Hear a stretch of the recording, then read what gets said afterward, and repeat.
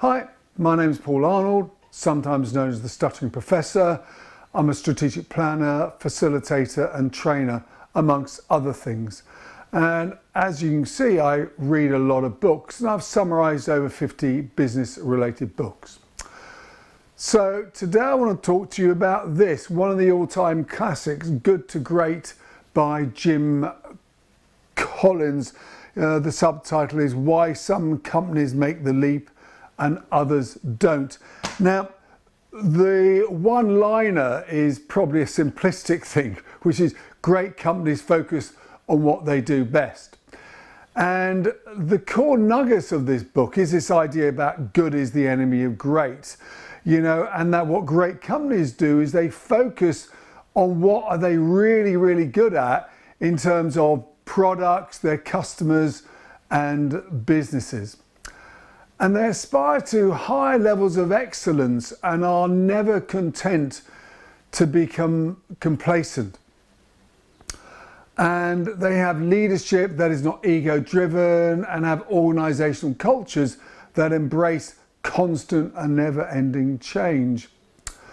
So the book in a nutshell, 7 key principles derived from carefully studying companies who have consistently outperformed the market for 15 years, of which they have these 7 key principles. The first one is level 5 leadership.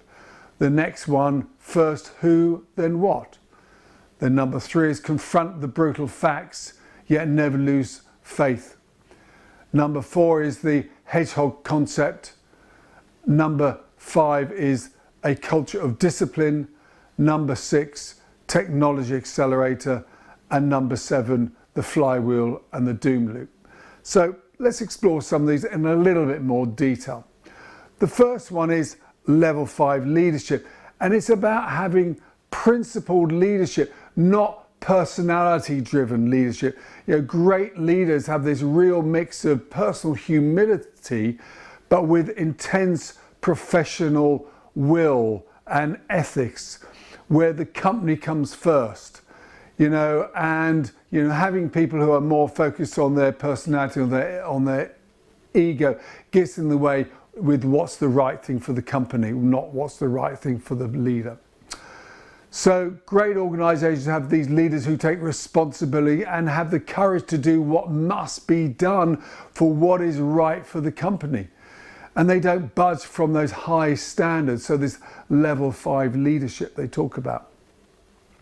The second principle is this first who, then what. And there's quite well recounted thing about you get the wrong people off the bus, the right people on the bus, and only then do you decide where they should sit and actually where you want to go.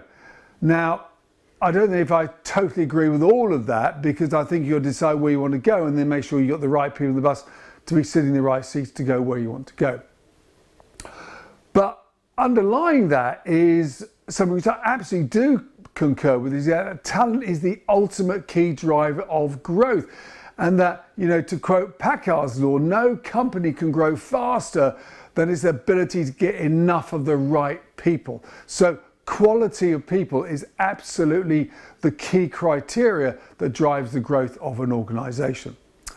And hence they never compromise on the quality of the staff they get. And there's a recognition that people are not brilliant at everything. They're usually brilliant at 1 or 2 things. And what we need to do is make sure we recognise what their brilliance is and make sure we put them in those seats on the bus, which is their area of brilliance, and get other people to sit on other seats which are matching their other differing points of brilliance. And then the key principle is that they say, you then got to make those people who are brilliant at certain things work on the best opportunities, and not, as often is the case, move them to be working on your biggest problems. You're going to drive greater growth by driving your opportunities than trying to minimise where your problems are. Point 3 is confront the brutal facts, yet never lose faith.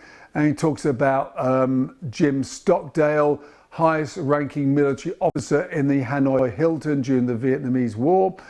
And he was imprisoned with no trial for 8 years and tortured over 20 times. And he never knew from day to day whether he's going to live or die, because there was no release date. But he faced the tough truth of what his situation was, but never gave up hope. And great organisations encourage real debate where the elephant in the room, where real truth is openly discussed and not veered away from. And this requires a no-blame culture, because blame covers up truth. And so by facing the brutal truth the company faces, then it's able to more quickly adapt to what is required. The next is the hedgehog concept, and this is this idea of 3 interlying circles about what are you passionate about? And then the second says, what can you be the very best in the world at? And then finding, therefore, what drives your economic engine. Now, so how can you get money out of what you're passionate and what you're really best at? And clearly, this idea that great companies are focused on just doing one thing really, really well, to do it consistently and brilliantly. And they run their own race and not that of the competitors. And this idea about finding what an organisation is passionate about is really important, because if you are passionate about something, then you put a lot of effort into it, and then you become an expert in that. And then once you've done that, then you'll learn how you're going to monetize that.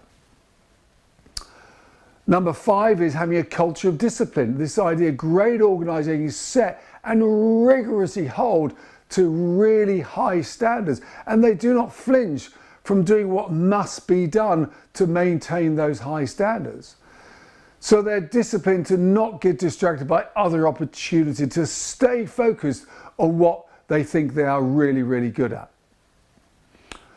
Point 6 is being the technology accelerator. That great organizations do not lose sight of their key focus, but use technology as a vehicle to help them reach their goals even faster.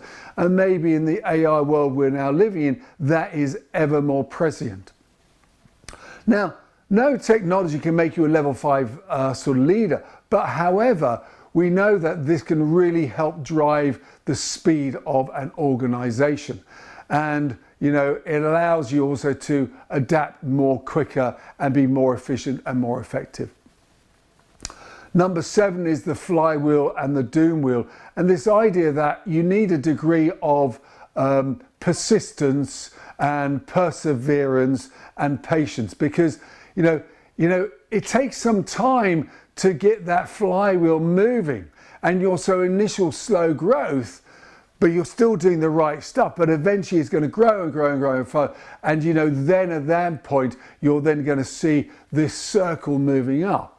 And when you don't, you get into the doom loop where things start to spiral down. Now, look, the book is a simplistic view of a complex world that we live in. And many other books have gone and done this classic looking at past success, from past organisations and trying to unpin it and try to work out what things. And we've had that with the, In Search of Excellence, their 5 S's they talked about, in their past. And, the book was only based on 11 companies, right? Now, mainly they had growth over 15 years, but actually, we shouldn't assume there's this one model of success in the world. And you know what? It was published, in 2001. So it's quite old now, and maybe things have moved on. So I think, look, what I would say is, I still think a lot of the principles make a lot of sound sense. And it is one of those all-time greats, and it's well worthwhile having a read of. So yeah, give it a read. Anyway, I hope that helps.